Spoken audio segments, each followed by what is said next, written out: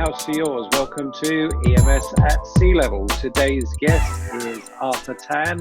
Arthur is the CEO of IMI. Before we get into the questions, Arthur, can you give me a quick introduction to yourself and, of course, to IMI? Quick introduction about myself. I'm actually based here in Manila. IMI is a global EMS company. I think as of last year, we're ranked 17th globally, and I think we're the 5th largest in terms of automotive electronics as EMS is concerned. I'm an engineer by training. I graduated electronics and communications engineer actually here in the Philippines, and then had the pleasure of actually working in the United States for a good number of years for a company called American Microsystems Incorporated as an ASIC engineer and doing everything from design, test, product, all the way to eventually getting myself promoted to the level of incompetence, as they say. So I ended up becoming director. And so as life would have it, you know, you go into full circle. And what happened was one of the projects that I was given was to come back to Asia and run Asia Pacific, including Japan, and at that time emerging China for AMI. And during that period, after my assignment, I decided to join the Ayala Group, who was then one of the pioneers here in the Philippines in terms of electronic manufacturing, and was able to join that company in 2001. So fast forward, it's been a run. It's about 19 years now I've been running the company, and so it's quite a journey. Yeah, and it's quite a different company to the one that you took over 19 years ago. It's kind of grown in leaps and bounds, and it's moved in specific directions. It's been quite a story, I guess, and quite a roller coaster ride for you. It has. I mean, we look back the last 19 years, definitely there have been multiple cycles in the economy and the global market that has happened. And the one that I would say over the course of my entire career is that the cycle seems to be much more closer in terms of space. You know, if we look back, we now are undergoing the trade war was just last year. This year we're having the pandemic, and then prior to that was the financial market downturn now in 2009. So it's becoming quite more volatile. It'd be nice to catch a break, wouldn't it? It'd be nice to have a few quiet years. So let's start with the whole pandemic thing. Talk me through the kind of timing as the wave of the virus went through your different manufacturing geographies. Well, we actually, you know, we're situated in the major markets. So we have operations in China. We have 5 factories in China, and China was the first one, as we all knew. You know? And when that happened, and they went into a complete lockdown, that actually affected not just my company, but everybody, including the supply chain on a global basis. And it's a unique thing because we at that point we were dealing with something that was unknown, and the last time we had a pandemic was 1918, and so from a reactionary perspective, everybody who had the experience to deal with a pandemic was already gone, and so everybody is a first timer in this case. And I have to say that, you know, China dealt with it aggressively, and as they always do, and they had the means to be able to do it. And I think from perspective, you know, looking back, I think that they did the right thing at the right time. And so we can see now the effects of that, because as we move into the other countries that are being affected, including the Philippines, and the way it's being managed and being affected from a medical issue to now an economic issue, we can see that China is the one that's actually coming out at least a little bit better than the Yeah. others. Yeah, and ahead. So Yeah, no, it's propagating through Europe, to the United States, and here in the rest of Asia. yeah, and it feels like that there are, some geographies that don't really have a strong grasp, and the concerns that particularly in Central and South America are very great. So we're not post-pandemic at the moment, that's for sure. When you look at the issues with respect to not just supply but also demand, obviously you and some of your customers have a role to play in actually combating the pandemic itself. How were you involved in that, and how were you able to support your customers that were looking to provide solutions that could help? Well, from that perspective, we know that the medical requirements. So if we look at the total medical industry, the medical industry also shrunk. So in spite of this pandemic, there's only a certain sector inside the medical community that actually is thriving. And part of that is because of the requirement for PPEs and the manufacturing for that. And so the way that our company has been involved in that sector is that we are part of that essentials in terms of being able to produce the electronic control systems necessary in order to continue to build and operate these equipments that produce the required PPEs for the world, especially the United States.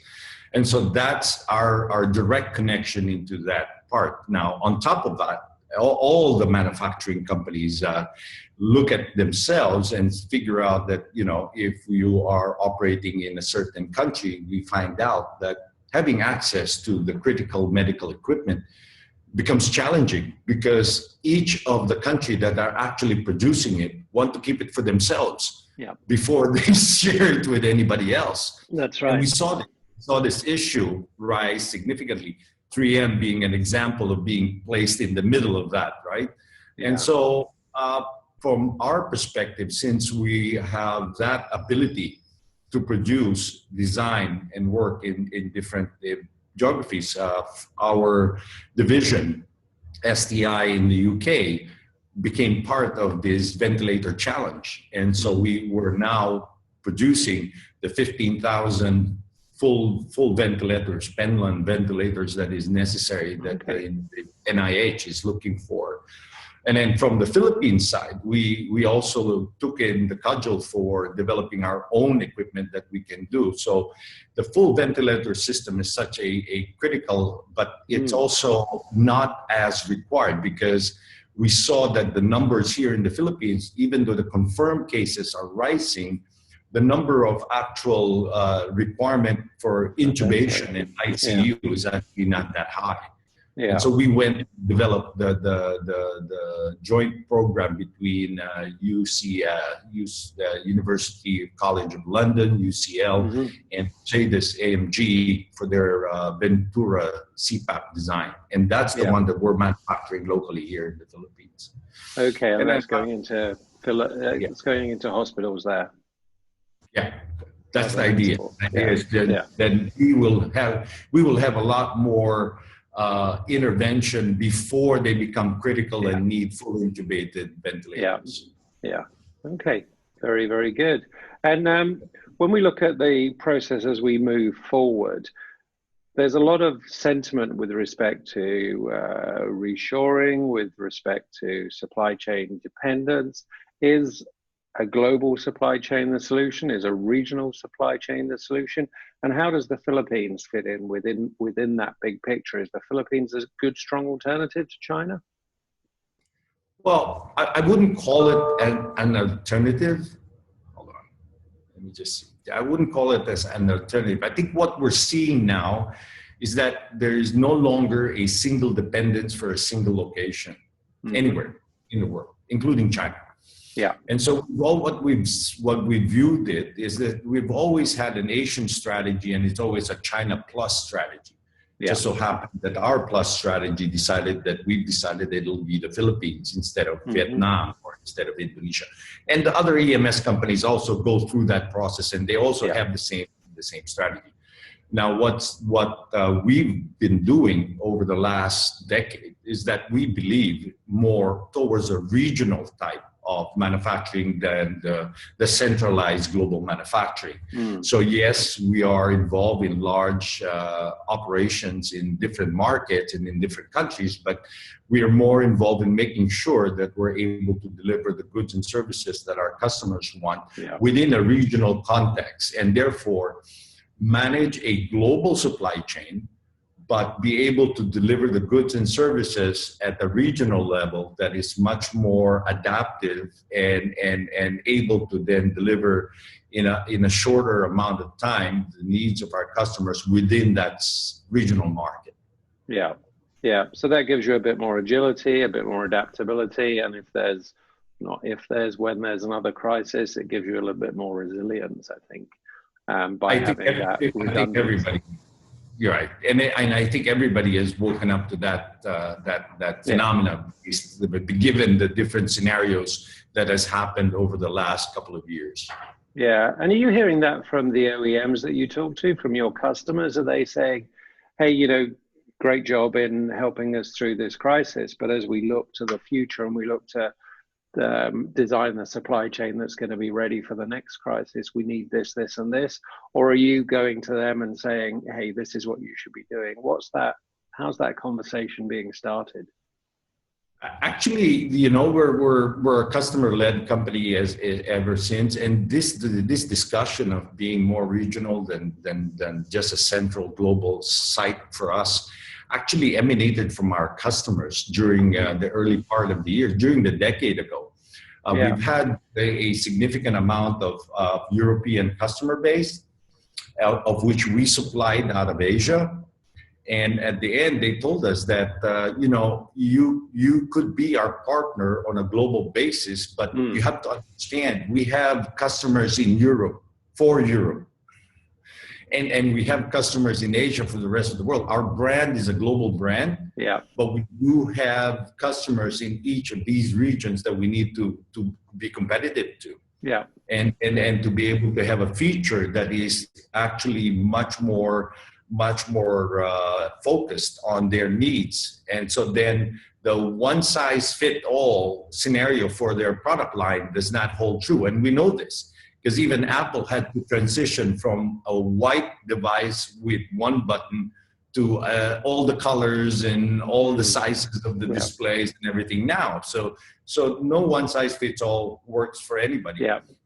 And our customers saw this already earlier on.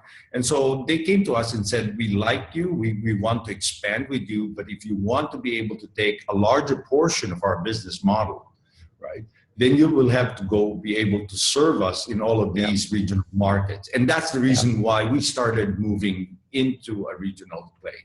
Yeah, yeah. And that's why you have that global footprint. Yeah. Correct. Yeah.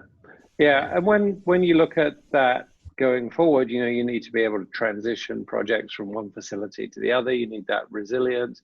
You need that flexibility. What role does digital transformation play in that? How important is it that you're automated, that you have a digital thread, that you have automated purchasing and project management processes? Is that a key factor? Well, yes, especially for scale, definitely. Mm-hmm. When you're minding one store, you can go to the store every day, you watch how goods are moving, you can go back to the warehouse, check the shelves yourself, and then manage that. The moment that you have scale and now you're operating in different geographies with the different time zones and definitely with a wider breadth of products and services, then there is no other path than really having a single database and digitizing. And we saw this earlier on when IMI was even less than $500 million in sales. I told the team there that there was no way that we will be able to scale if we're going to operate like a mom and pop shop if we want to compete like a Walmart. So the only way to do that was to have a system, to have a structured IT backend that we will be able to move. In fact, I'm very, very proud to say that when we integrated SAP into the Philippines, and we did this under the manufacturing environment for SAP, they told us we were the first one in the country to be able to integrate this system in, I think, 28 currencies. Wow. That we had to be able to track all of our inventory down to millicents in 28 currencies, right? So this is the challenge, right? Yeah. And that's not cheap. That's also not cheap. But it affords you now the capability of having the ability to access and be able to move much more in a quicker fashion to serve your customers as they change, as the market changes as well. Yeah. So. Yeah, and you're ready for a disruption, and you can model and you can move stuff. That's absolutely key. When you look at this disruption, one of the key elements has been communication, leadership, keeping your team as one. How have you managed that complex process, and what's it been like? Well, I mean, this digital format that we're in right now definitely plays a factor because this is the longest I've stayed in my place, in my house. I started to enjoy it again, but and then there are nook and crannies in the house, and some scotch that I didn't even think I had that now I found. So. So in reality, what it does is that we've been operating already in a global environment. My direct reports are all over the place. You know, the global head of my operations for all the factories in a worldwide scale is actually living in Sofia, Bulgaria. So French that lives there.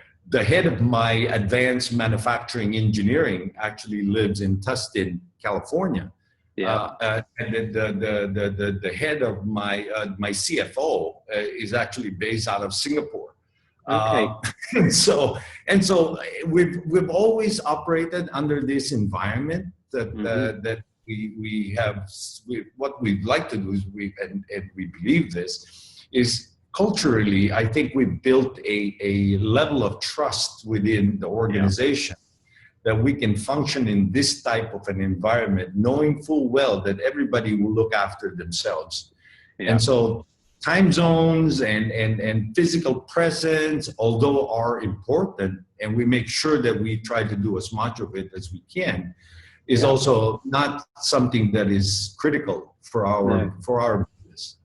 That's good. That's important, isn't it? And when you look at it from your own point of view, Arthur, you said you found some scotch that you didn't know you had. That's always good news. But you haven't been able to get out to all those great restaurants and go to the theater and stuff. What have you been doing at home? Have you been binging on TV, watching Netflix, watching Amazon Prime?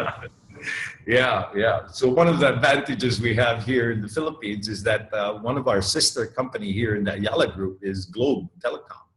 And so they're the largest service provider for wireless internet network here in the country. So I have the privilege as well to use that and be able to binge on Netflix and YouTube and everything. One thing that is great is now including TED, right? So I think I know so much more about intermittent fasting.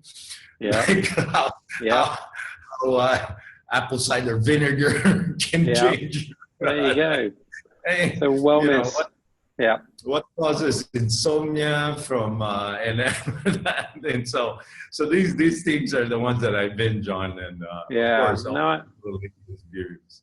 I think those TED Talks are great, and there's some inspirational stuff on there about kind of the future of automation and AI and all that good stuff that reflects in what you do day to day, as well as the very interesting wellness and sustainability stuff. It's definitely worth a look. Last question before we wrap up, Arthur. Any specific advice you give to your peers at the moment? There's a lot of small and large EMS companies where people are pulling their hair out. Same with OEMs. what would your takeaway, your advice be to them? It's a challenging period for sure. And then depending on where you are in the supply chain and depending on how that particular market of where your product and services are being served, I'm sure are going through different, if you're in the tourism industry, if you're in the hotel